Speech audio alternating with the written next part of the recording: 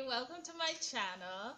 I'm your host Brandy, and I originally created this page with the intentions of posting reviews on shows such as Real Housewives of Atlanta, Real Housewives of Potomac, and Married to Medicine. Now, I need some help with my content since this is like the first time I'm ever doing something like this. So if you guys would just go into that comment section and let me know what else you think I should be reviewing or what else you would like to hear me, talk about on this channel. So you guys can do that at the end of this video. But right now, stay tuned because I'm bringing to you a rundown review on the entire season 10 of Real Housewives of Atlanta. So, to start things off, I'd first like to address the big elephant in the room, the talk of the entire season, because this played out throughout the season. Everyone was talking about Kenya's secret marriage. So, a lot of the housewives were saying that they don't believe that she's really married. They think that she's lying or he's a paid actor or whatever. I personally don't believe that Kenya would do something like this.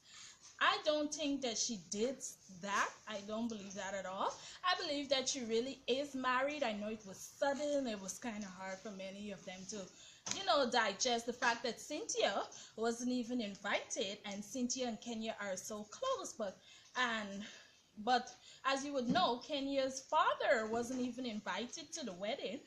And so, I can totally, see why persons would find it weird. But at the same time, I don't believe that she's lying about getting married. And I'm just so happy for her, that because she seems very happy. If you notice, you saw a change in attitude. You saw a change in attitude throughout the season. And, I don't think that would have come, that change in her personality. She's much calmer, much nicer, approachable, less shady, I don't think that change would have come had she been lying about getting married. I do believe that it is a genuine marriage. It's real. Her husband is real, okay? He's real.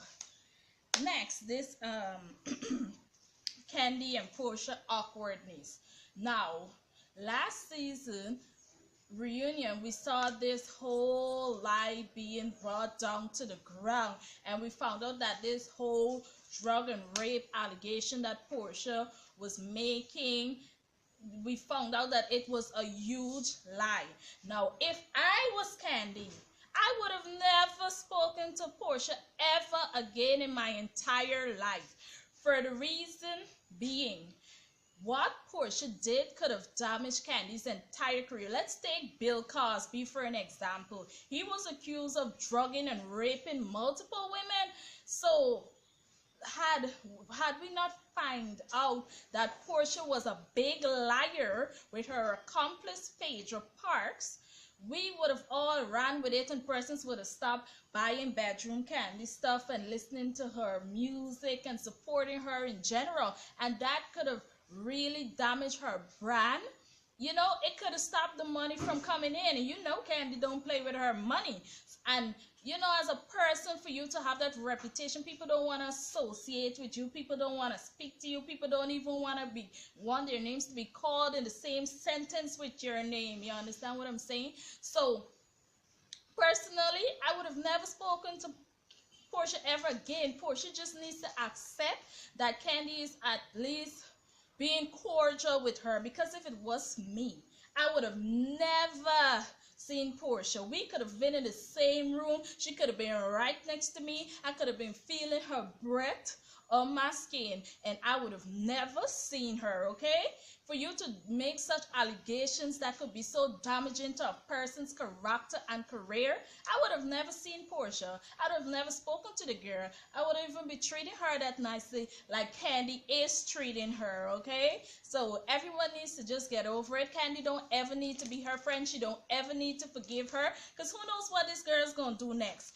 In fact, I don't think Portia's apology is genuine. I don't believe it's genuine at all. I believe that Portia realized that what she did, she could be fired off of the show for that, and she was just apologizing to keep her job. You saw what she did? She just threw Phaedra under the bus when there's no doubt in my mind that at no point in time did Phaedra, stop for 2 seconds and think, maybe Phaedra is lying. She has a long history of lying, okay? Phaedra has a long history of lying, from not knowing her baby's due date. Hello? Phaedra is a liar, okay? She's a liar. And I believe that Portia kind of knew deep down inside that this wasn't true, and she shouldn't have gone with it. But she went and she told the entire world that Candy and her husband was trying to drug her and rape her and all these things. And I would have never forgiven her for it. I would have never spoken to her. No, I don't believe her apology is genuine. She's just saying that for the check, okay? She's just saying that so she can stand in the front with that peach like this, okay? I don't have time for Portia. Portia can have several seats. Candy, just tell the girl, I'm never gonna be okay with you ever, because that's what I would have done. Like, girl, bye, okay? Now, Eva Marcel joins the cast. Am I excited about this? No. Hello, her first scene, she's throwing shade, she's, getting in business that you shouldn't even be involved in. I just didn't like her entrance. She doesn't even know these ladies, and she's trying to spill tea. She's trying to do this. She's just doing too much, okay? Eva, have several seats, okay, girl? Have several seats. I'm not feeling her. I didn't enjoy her presence on the show. There was nothing she did that was really entertaining. She brought nothing, okay? But let's see if they bring her back next season, what she's gonna do. But first impressions count, and right now I'm giving her the side eye, like, okay, Eva. Okay. So, there you have it. This very next scene that we see Eva Marcel in, she's coming to dish some tea on Will, talking about he was at some campaign party for her husband back whenever the hell it was, with some girl that she said that he's dating.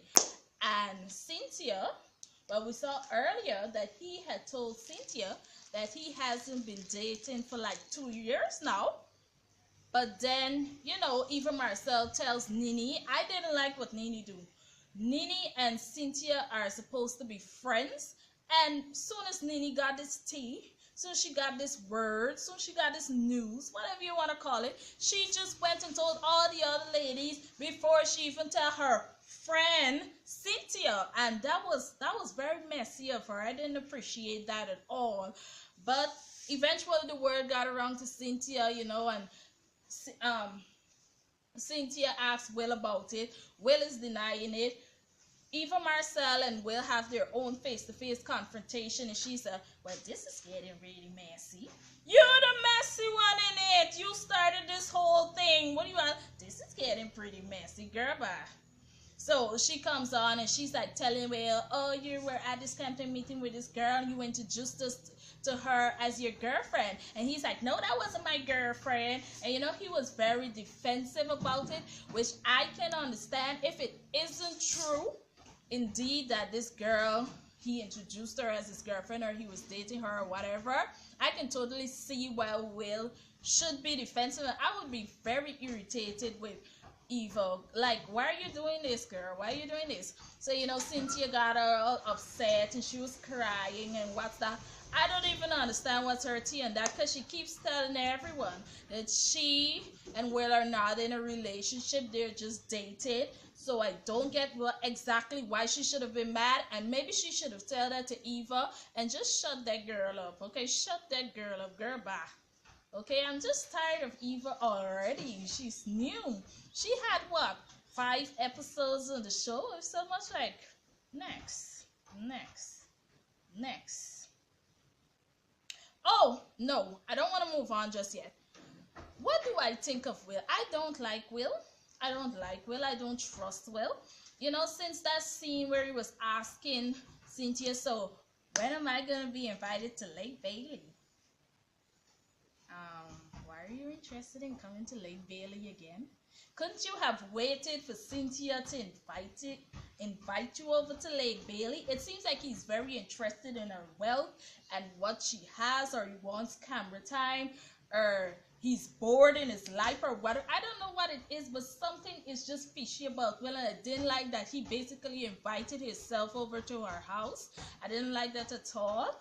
I found it very weird and quite fishy. I just have a very bad feeling about Will. I don't trust him, but I still don't think that Eva should have did what she did, okay?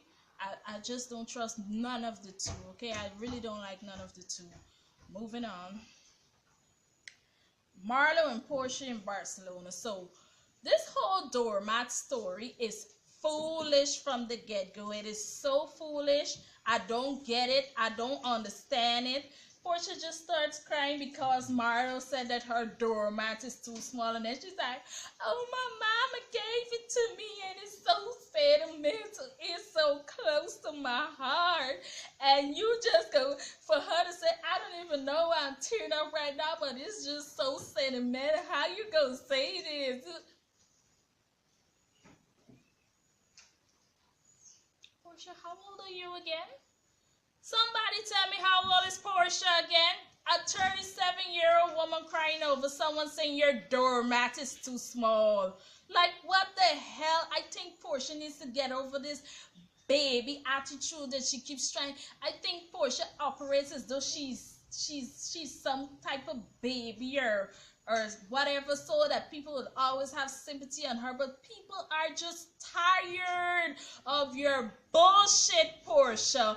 Act like you're grown. You're 37 years old. You are not a teen. You are not a child. You're a grown-ass woman. Act like your age and stop being silly. So this whole doormat story turns into a physical altercation after, you know, Portia and Marlo get to argue it and pointing fingers and this, that.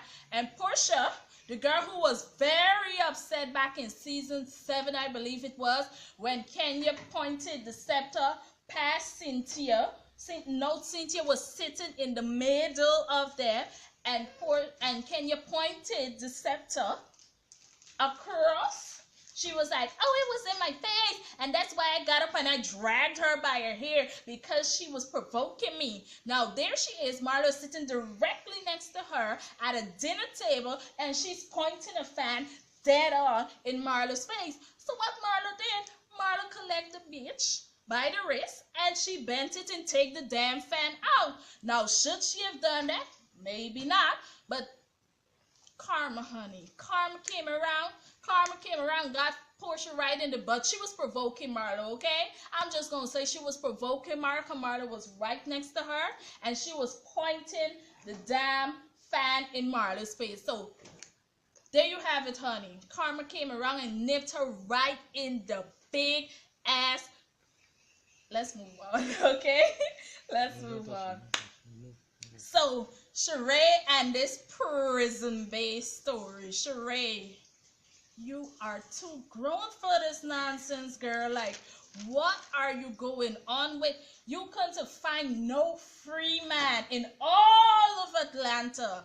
In all of Atlanta, you couldn't find a free man, honey. You went and get that prison ball, old Tyrone, the scammer.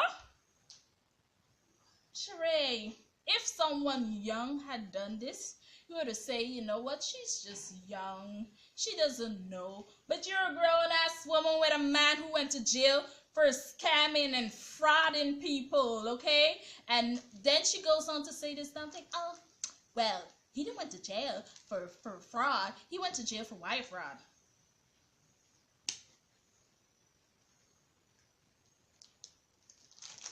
Sheree, is everything okay between your ears? Is that command center working correctly?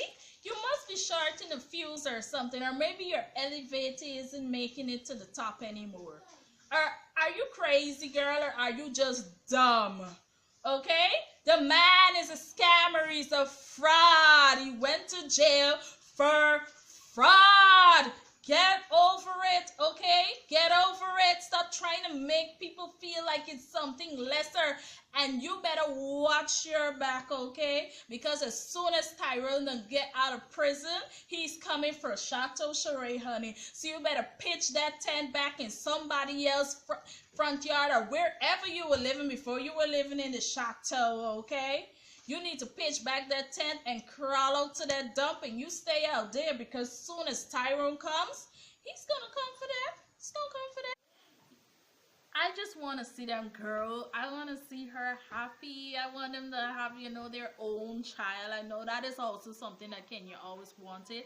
And I'm so happy that he showed up for her. Now, Sheree in this whole silly nose ring comment, as I said, Sheree needs to have several seats. I'm so sick of her. She's so dry. She has no real storyline. Nothing interesting is happening in her life. I don't care for Sheree. And she needs to exit stage left.